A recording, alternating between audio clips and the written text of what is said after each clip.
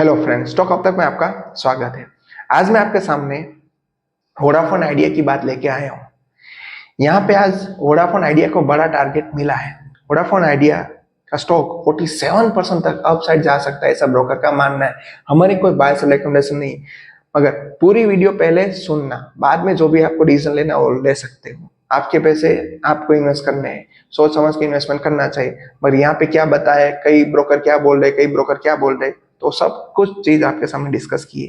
Company के CEO Akshay ने कहा कि वोडाफोन आइडिया नेटवर्क विस्तार 5G सेवा के लिए निवेश में बढ़ा रहे, इसके 5G के स्टार्टअप कर रहे हैं।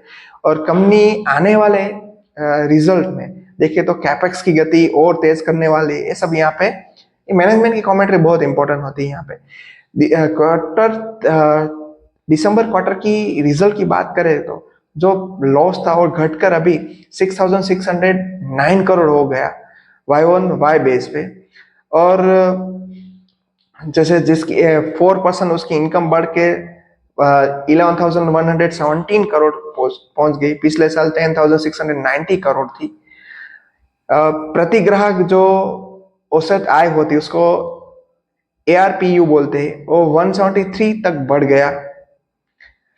जो 166 था वहां से 4.7% की अधिक बढ़त हो गई। 5 मिलियन ग्राहक Q2 फाइनेंशियल 25 से ग्राहक की संख्या मगर यहाँ पे डाउन हो गई है, 200 मिलियन हो गई है। जो 5G सेवा चरणबद्ध तरीके से लॉन्च करने की योजना में है। 5 मिलियन ग्राहक कम हो गए। ग्राहक की पहले जो संख्या घट रही थी उससे अभी जो कस्टमर छोड़ के जा रहे उसमें अभी ऐसा बोल रहे कि रुकावट आई है, कम अभी दूसरे को ऑपरेट करते हैं। इसके जो भी वोडाफोन आइडिया भी यूज कर रहे हो वही यूज कर रहे, यहाँ से जो पोर्ट हो रहे तो कम हो रहे, ऐसा सब कुछ यहाँ पे मानना है। कंपनी के सीईओ जो अक्षय मुंद्रा जो है उसका मानना है कि वोडाफोन आइडिया का नेटवर्क 5G सेवा के लिए रेडी है। आने वाले फ्यूचर में कैपेक्स करके कैपेक्स जबरदस्त बढ़ेगा और वहां से डेफिनेटली फ्यूचर में रेवेन्यू भी बढ़ेगा, ऐसा मानना है। और Q3 के रिजल्ट के आने के बाद ब्रोकरेज फर्म ने यहाँ पे अलग अलग राय दी है। UBS ने स्टॉक को, ये भी ब्रोकरेज फर्म है, बाय की खरीदारी की राय दी है। 13 रुपीज का टारगेट दिया है, जो मौजूदा कीमत से 47% अब जा सकता है। मीन्स के उसका टारगेट है 13 रुपीज। वहीं आप देखिए तो मार्केट CLSA और मैक्रो, ये दोनों की ब्रोकर फर्म की बात करें तो यहाँ पे वो लोग सतर्क रहने की बात कर रहे हैं। और यहाँ पे ऐसा बताया है कि भाई भले ARPU 4.5% बढ़कर 163 हुआ, मगर EBITDA 3.6 बढ़ा है, मार्जिन भी अच्छा आया है। और ऐसा मानना है कि भाई कस्टमर की जो संख्या थी वो अभी कंज्यूमर की डाउन हो रही है। रिजल्ट अच्छा है कंपेयर टू आगे की क्वार्टर से, रिजल्ट भी अच्छा है। ये थोड़ी नौबत भी है कंपटीशन के हिसाब से, ऐसी भी यहाँ पे बात बताई है। और जैसे एक ब्रोकर ने कह दिया कि 47% साइड जा सकता है, दूसरे ब्रोकर का यहाँ पे सख्त सतर्क रहने को बोला है। इसके जो भी है वो रखो, कुछ नया मत बाय करो, ऐसा सतर्क रह रहे। और कई ब्रोकर ने तो चेताया कि भाई स्टॉक में अभी न्यूट्रल रेटिंग दी है। जैसे आने वाले कई ब्रोकर ने यहाँ भी बोला कि 7 रुपीज भी जा सकता है। ब्रोकर ने कहा है कि ARPU में बढ़त हुई, मगर मैंने जैसे आज आपको आगे बोला था, कंपनी की ग्राहक की संख्या में गिरावट है। एक यहाँ पे एक चुनौती हो सकती है। देखो, कस्टमर ही नहीं बढ़ेंगे, इनकम ही कहाँ से जनरेट हो पाएगी। और CLSA ने इस पर रिड्यूस कर दी रेटिंग और टारगेट प्राइस बना दी 6 रुपये। मैक्यूरी की बात की तो 7 रुपए दी, CLSA ने देखे तो 6 रुपए दी। और आगे जो हमारा एक ब्रोकर थे, मैं फिर से उसका नाम यहाँ पे बोल रहा हूँ, आपके सामने रख देता हूँ, एवरी इन्फॉर्म UBS, उसने स्टॉक के खरीदने की सलाह दी। 47% की बाइंग रेटिंग भी, 47% आगे बढ़ सकता है, 13 रुपीज जितना टारगेट दिया है। और ये दो ब्रोकर यहाँ पे 7 और 6 ऐसी कोई प्राइस यहाँ पे बता रहे। यहाँ मानना है कि भाई अनुमान से EBITDA जो भी एक्सपेक्ट है वही रहा, मगर जो कस्टमर होने चाहिए अभी डे बाय डे कम हो रहा है। वो एक यहाँ पे ब्रोकरेज का ऐसा मानना है ब्रोकर का। और ARPU में बढ़ा, मगर फिर भी ऐसा करे कि जो भारतीय एयरटेल है वहां से 25% पीछे। तो ये सब यहाँ पे इस ब्रोकर के हिसाब से चिंताजनक बात हो गई कि भाई 6 के 7 रुपये भी स्टॉक हो सकता है।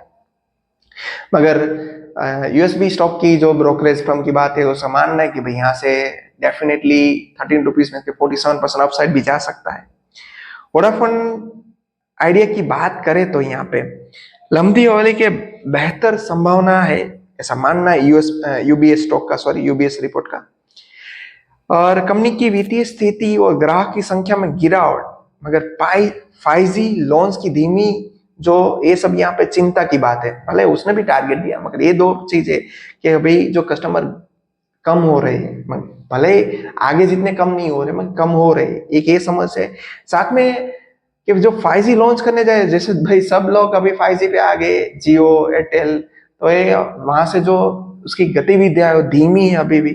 तो इस हिसाब से भी लग रहा है कि सीएलएस और मैक्योर को कि भाई यहाँ से 7 और 6 रुपीज हो सकता है। तो देखिए कंपनी के पास सुनो तो बहुत सारी ऐसे बोल सके चैलेंजेस भी है, खास करके बढ़ते कर्ज, वो तो सबसे बड़ी बात है। बाजार में हिस्सेदारी में गिरावट में इसके मार्केट शेयर गिर रहा है, और सामने देखे तो डेप भी कंपनी के पास ज्यादा है। ये सब यहाँ पे चिंता की बात है।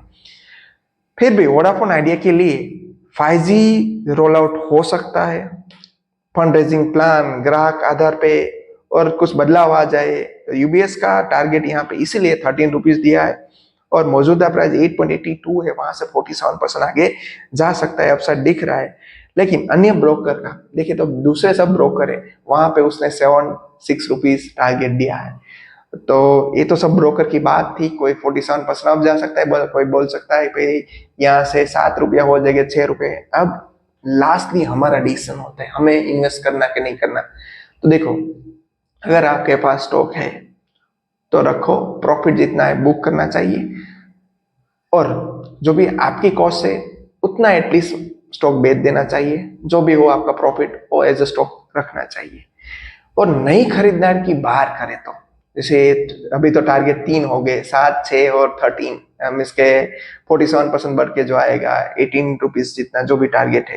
हाँ यस, जो मौजूदा प्राइस है वहां से यस 8.82 चल रहा है, वहां से 13 रुपीज का टारगेट। तो हमें देखना है 13 होता है कि नहीं होता। तो यहाँ से 47% अपसाइड बोल रहे हैं। मगर मेरा ऐसा मानना है, ऐसा कंपनी में आपके पास स्टॉक है तो जितना इन्वेस्ट किया था उतना यहाँ से निकाल दो, प्रॉफिट अपने पास रख दो। सॉरी, जो भी कॉस्ट इन्वेस्ट की तो निकाल लो, जो भी प्रॉफिट है उसको इन्वेस्टेड रखो। और नई खरीददार की सोच रहे हो तो उतनी ही अमाउंट इन्वेस्ट करो, चली भी जाए तो भी आपको कुछ दिक्कत नहीं हो। मान लो ऐसा लग रहा है भाई लेना है तो 100 ले लो, 150 ले लो, मगर हमारी कोई बायस रिकमेंडेशन नहीं। देखो ऐसी कई कंपनी में यहाँ पे कंप्लीटली रिस्क ज्यादा होता है, क्योंकि कंपनी पे डेट ज्यादा है, और आने वाले फ्यूचर में वैसे कंपटीशन भी कंपनी के पास जियो और एयरटेल जैसे सामने है, तो ये सब फेस करना पड़ेगा। और अभी 5G की जो गति है धीरे है, मगर थोड़ा थोड़ा रिजल्ट में सुधार आया है। तो इस हिसाब से मैनेजमेंट की कमेंट्री भी अच्छी है, इस हिसाब से ब्रोकर ने टारगेट बताया।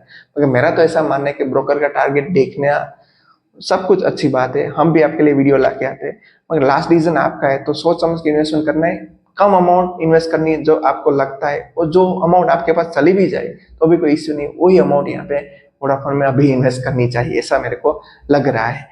और हमारा काम तो आपके पास इंफॉर्मेटिव इन्फॉर्मेशन प्रोवाइड करना, जो ब्रोकर का मानना है। क्योंकि थोड़े दिन पहले में 2-3 महीने पहले की बात है, वहां पे ब्रोकर ने यहाँ पे टारगेट दे दिया था 2.5 रुपये।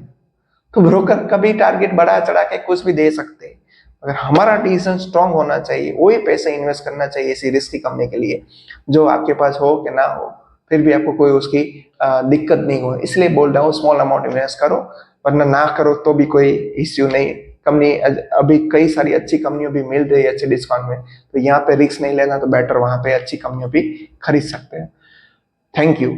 ऐसी इंफॉर्मेटिव वीडियो के लिए हमारे चैनल को सब्सक्राइब करना मत भूलना। यहाँ हमारी कोई बाय सेल रिकमेंडेशन देती नहीं है।